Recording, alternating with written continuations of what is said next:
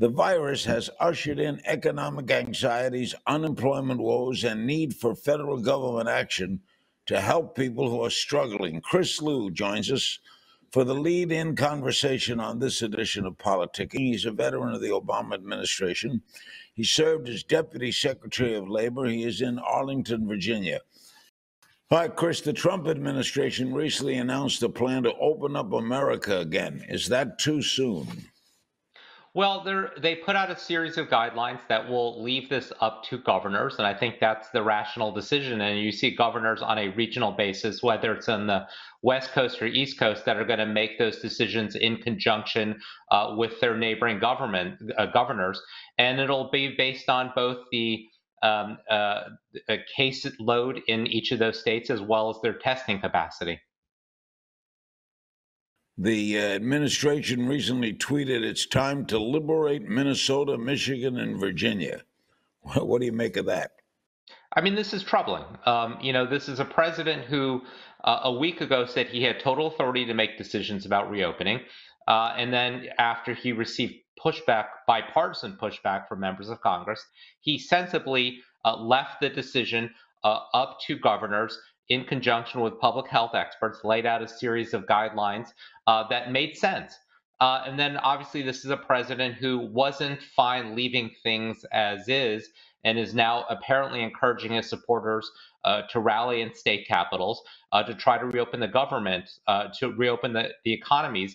And the problem is they're not only putting themselves at risk, but they're politicizing something that really should not be politicized at this point. The initial rescue package for small business was $350 billion. That's gone already. Did it accomplish what it was intended to do? Well, we'll have to wait and see. According to some news accounts, the money, or at least the bulk of the money, went to some larger small businesses. And it's important to understand that in this country, a small business is defined as anything with up to 500 employers. So that's not necessarily the mom and pop delicatessen or dry cleaner that many of us were hoping that this money would benefit. I know personally of a couple of many businesses that have been left very far back in the queue and were not able to get this money.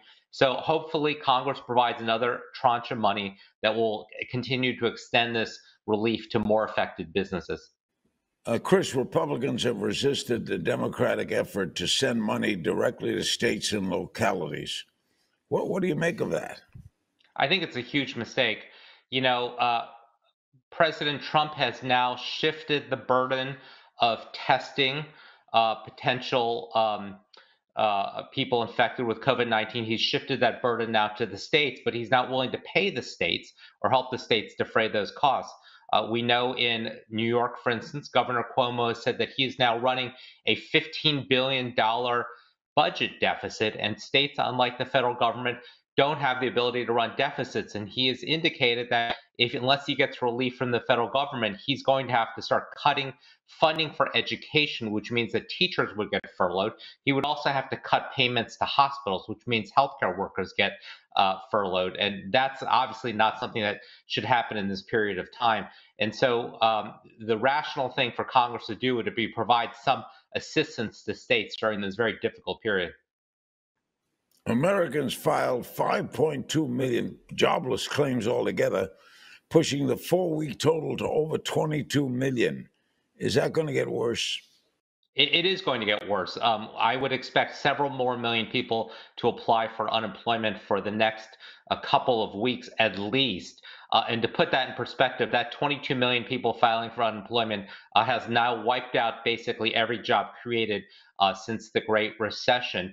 And the reason we know it's going to get worse is because we know that the ripple effect of this economic slowdown has now reached additional industries that hadn't been reached in the past, things like manufacturing and construction and white-collar industries. We also know that because of the new legislation, a lot of people who previously weren't eligible for unemployment, gig workers, for instance, or part-time workers, can now apply. So that's going to inflate the number of people applying as well.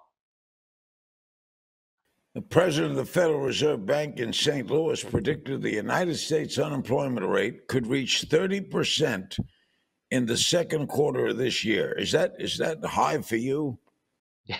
Yeah, I mean it seems on the higher side, but I think given what we are seeing right now, at this moment right now, we're probably around 15% unemployment. We'll obviously get the full numbers in a couple of weeks. So 30% seems high, but a lot of it, frankly, depends on how long this shutdown of the federal government goes on for.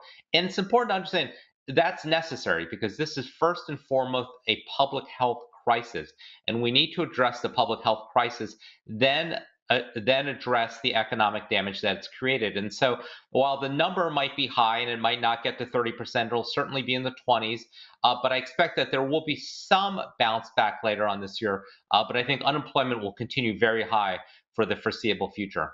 Treasury Secretary Steve Mnuchin predicts the U.S. economy will recover from the effects of the coronavirus epidemic within months.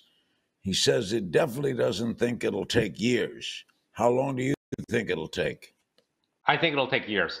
And I think this V-shaped recovery that Secretary Mnuchin and others are predicting, I think doesn't reflect the reality of what's happening on the ground right now. What we are doing is we are shutting off the U.S. economy to deal with this public health crisis.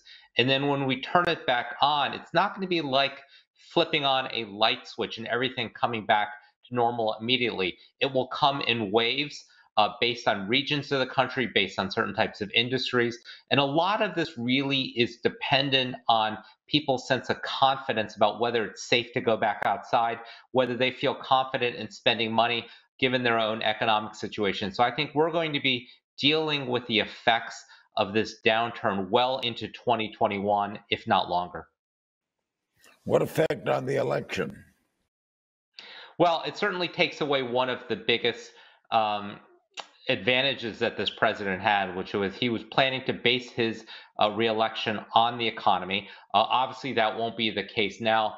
And I think the challenge for him politically would be to show that he is navigating this crisis and he's helping to resolve it in a responsible way. The downside, of course, is that the Democrats will make the argument that this administration waited 70 days to take proper action and has continued to fail to provide states the resources they need to test people, as well as to help people recover who are infected with this virus. Chris Lu, as always, thank you for joining us. Thank you, Larry.